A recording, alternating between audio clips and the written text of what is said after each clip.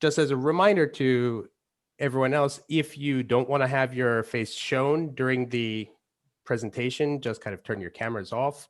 And if it's any trouble for your name to be shown, just quickly change your name and we'll avoid having that in the video.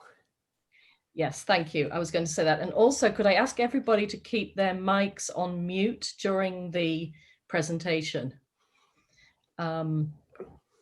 Otherwise, I'm going to have to hit mute all and then ask Patrick to unmute himself.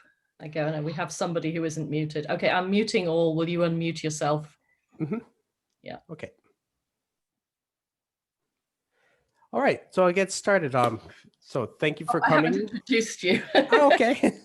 Hi, everybody. Welcome to this presentation by Patrick Conaway from Yamagata University on correlations between reading, quantity, and writing. I'm the room host, and I will be collecting questions. If you would like to leave questions in the chat, I can get to them at the end of the presentation. Okay, thank you for the introduction. I'm going to get started.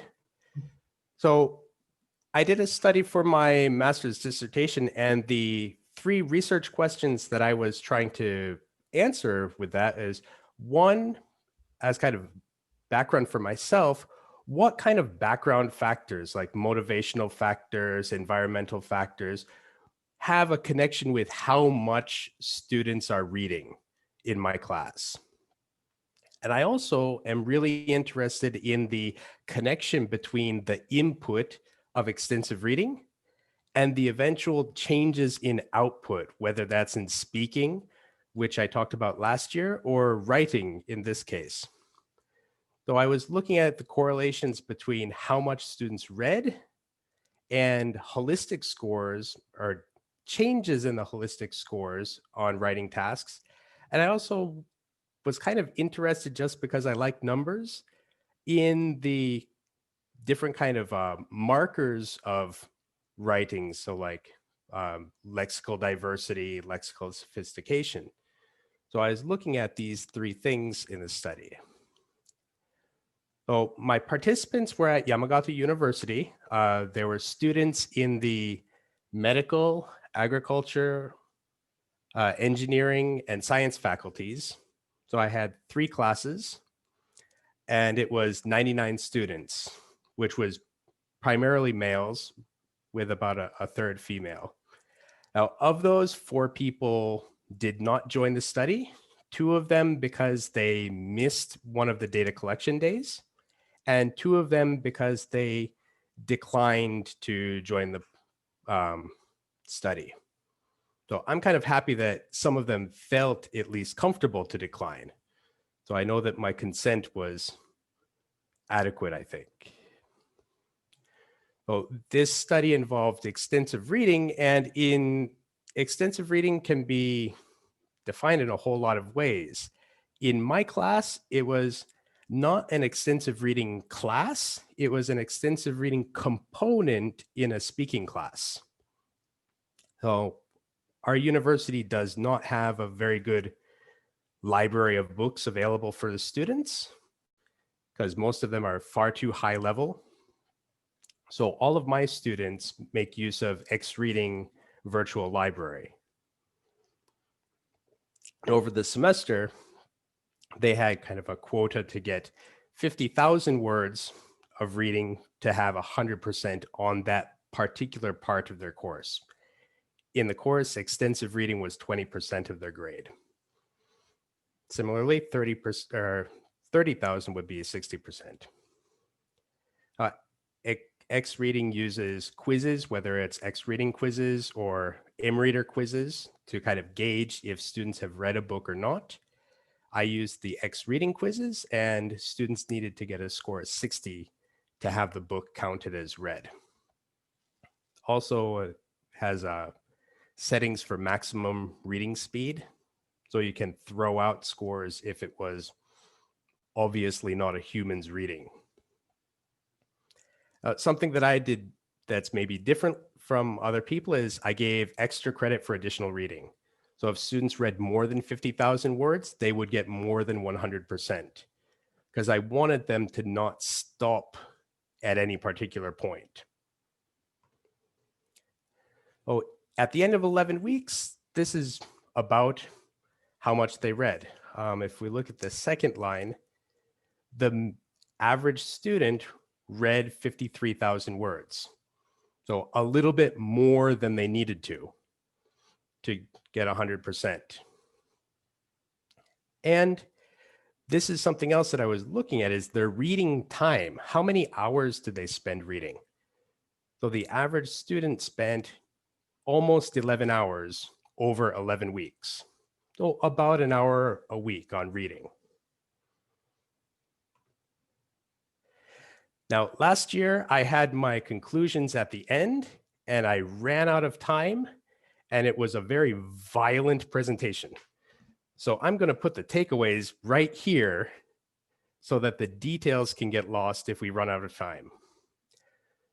So the takeaways that I got from this study is that for kind of the background factors influencing reading, whether or not students enjoyed reading in Japanese, they enjoyed English, they enjoyed reading English, didn't have much impact on how much they read in class.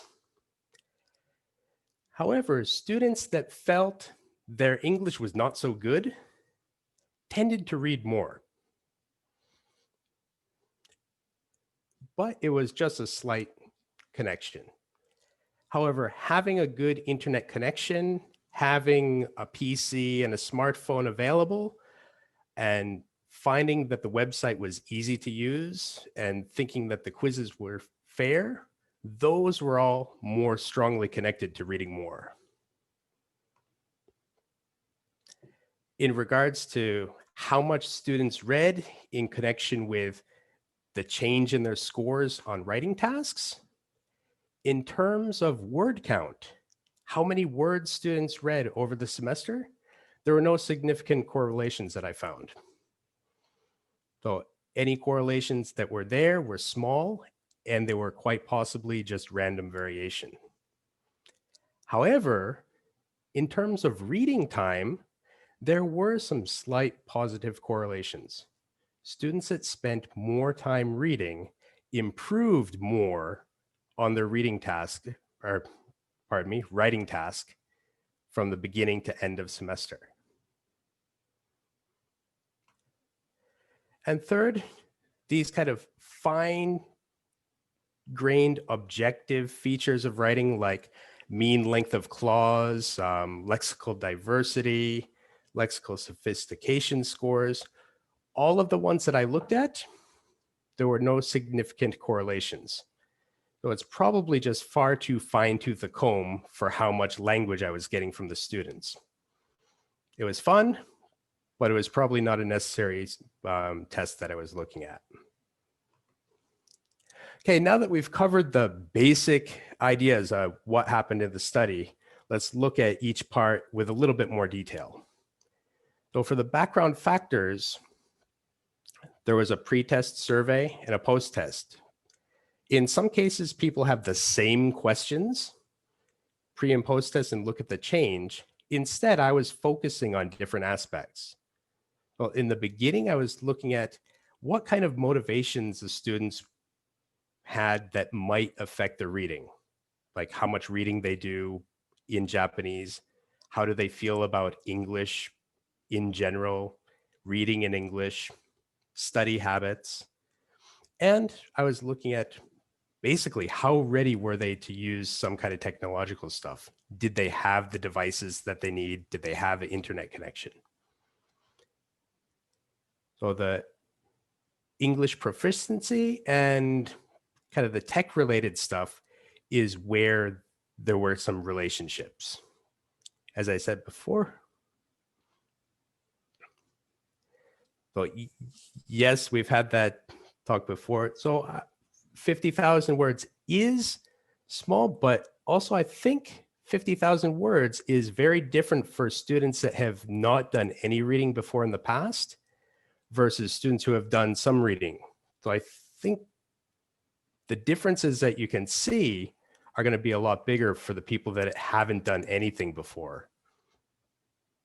Now, in a best world, I would have students in a program where they could do 100 or 200,000, but that's not the reality of my university. At the end, we looked at basically their feelings about the task. So we looked at how they felt about reading the books. Did they find them interesting? Was it difficulty appropriate? But also things specific to using X reading. So did they have any trouble logging in? How was navigation of the site? How was their experience reading books and quizzes? All of these had a strong impact on how much students read.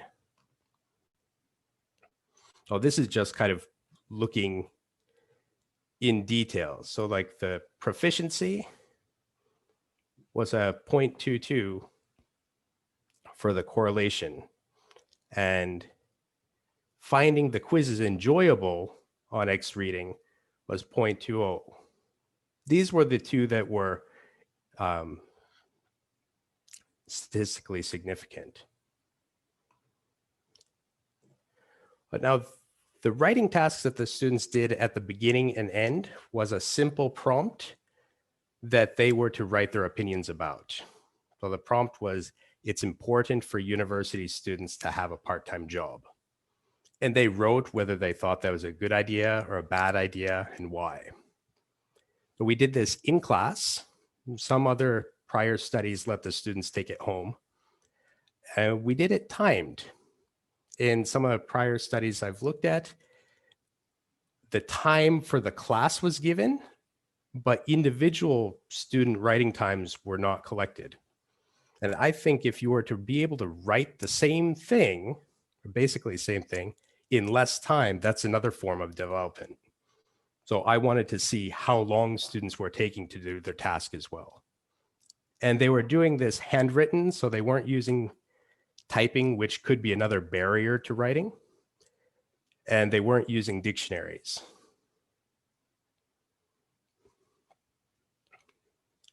So for the scores, 2 raters were used, and they were told to give a score from 1 to 10, but use their own particular judgment.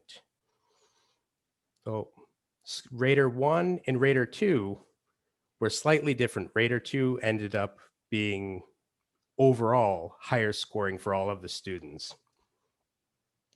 But rater 2 and the mean of both raters did see a connection between how much time students spent on reading and their improvement in the scores. And seeing kind of almost a kind of 30% correlation, that in my mind is kind of big. So if I split them into 3 groups of how much reading time they did to kind of look at this in more detail. So I had the top basically 30 students, the middle 30 students, the bottom 30 students with average times of 6.5 hours, 9.5 hours, and 15 hours. And this is how much they improved from one task to another. Now, the difference between this group and this group, the low and medium group, was not statistically significant. The difference between medium and high was not statistically significant. However, between low and high, there was a clear, observable, and not caused by random variation difference. And we can see with this linear relationship that even if the individual differences between groups from low and medium, medium and high are not statistically significant, they still are interesting. So students who spent more time reading, they grew more on the writing. And this was a speaking class. There was no explicit writing training at all. For measuring, Louise, how am I doing on time? You're muted, sorry. Excuse me. Yeah, you have 8 more minutes. That's fantastic. All right, I'm glad I set it up this way. So for the kind of analysis of all the fine objective points of the writing, say like the lexical diversity, the type token ratios, vocabulary profiles, so like the rarity of the words being used, the syntactic complexity of the writing, for example, how much subjunction was used in the writing. I used a set of free downloadable tools from the site. It's called NLP Tools for the Social Sciences. These are a bunch of tools that are written in Python language, and you upload your set of text files, and it will give you far too many indices to handle. So I think each one gives about 30 or 40 to 200 indices. So part of the difficulty of this was choosing them. I ended up choosing things that were correlated with the holistic scores, and they were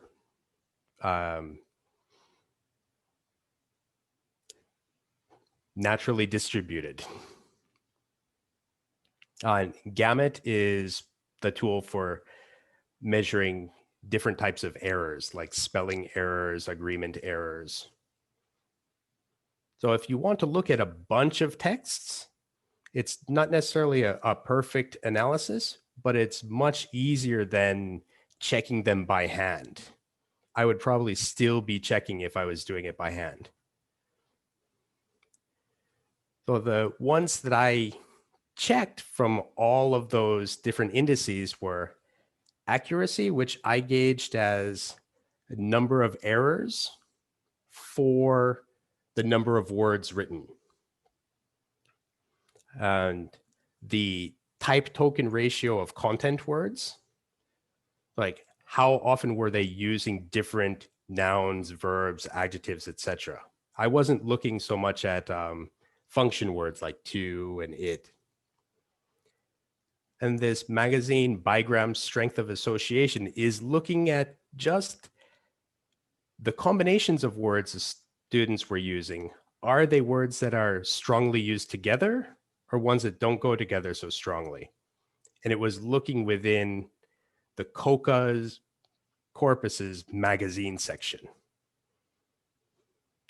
So that was kind of looking at the sophistication of their vocabulary use.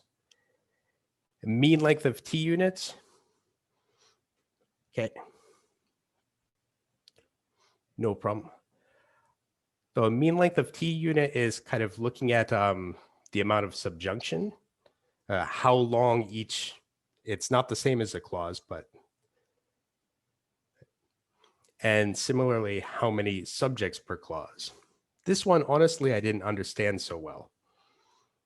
And lastly, as a gauge of fluency, how many words per minute they were writing.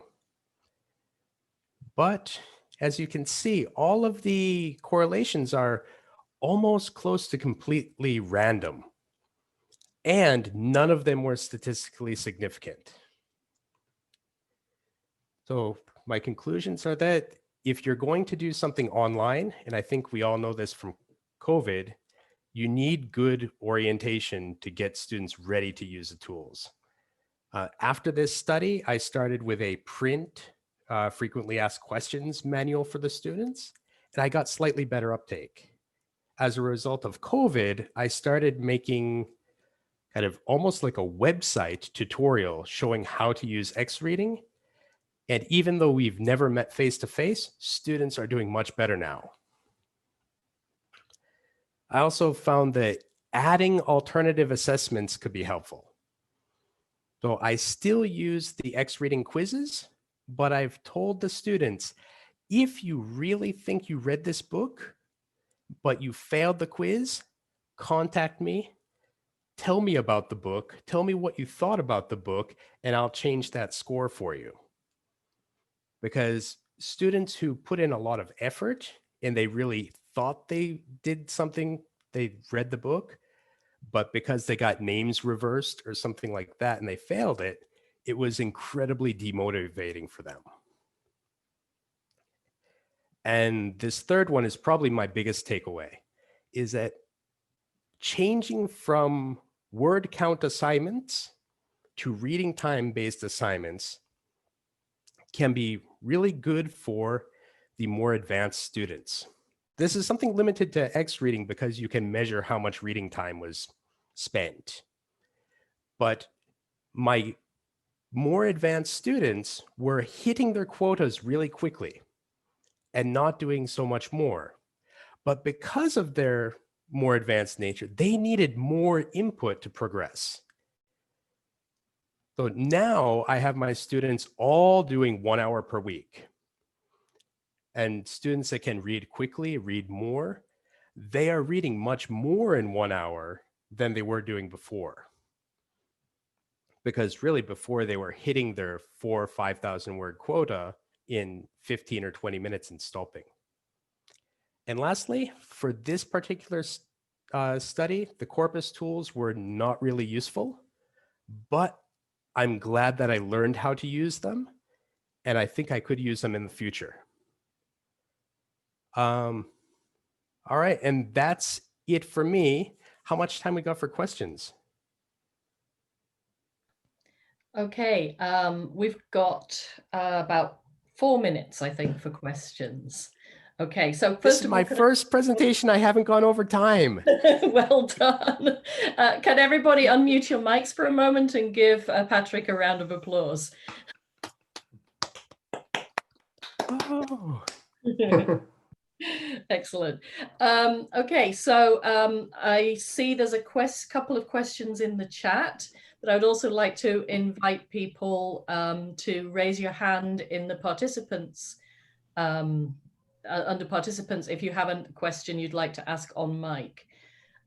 In fact, would you like to ask your own questions from the chat? Kevin, would you like to unmute and ask your own question? Hi, can you hear me? Yep. Hi, Kevin. Hi. Thank you very much. It was very interesting. And my question is, I'm thinking of doing something similar, but I was thinking of focusing on like a particular area of production. Like I was thinking of past tense forms, for example, having them read a narrative style book as a class, like Hatchet or something like that, that's loaded with all types of, like, you know, past forms, and then testing at the beginning and the end and seeing if there's any change in their complexity or their ability to maintain past tense. Do you think that's something that's possible, or do you think that's too fine a comb to really? I think, I mean, Thomas Robb is probably in a much better position to answer this, but I think irregular verbs might be an area where they tend to come up, they're high frequency words, and it's hard to avoid them even in graded readers. So you get exposure to them, but it's also something students struggle with through explicit learning. So that might be an interesting place to focus on if you're doing that. But what do you think, Thomas? Oh, this is weird.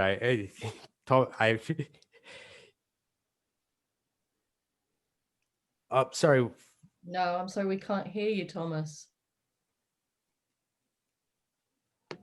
I think your mic setting might be a different one.